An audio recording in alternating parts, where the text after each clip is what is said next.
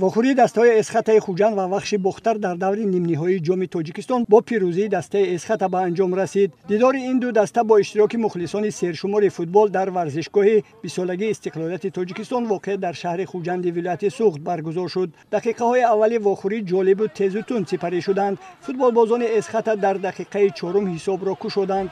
Тӯбро ба дарвозаи Адам Ковач ҳамлагари эсхата Санҷар Рехсибоев ворид намуд.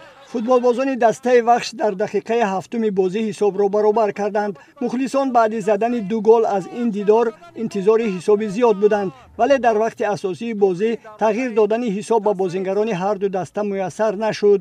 дар ду қисми ба бозӣ илова шуда низ ҳисоби вохӯрӣ тағйир наёфт.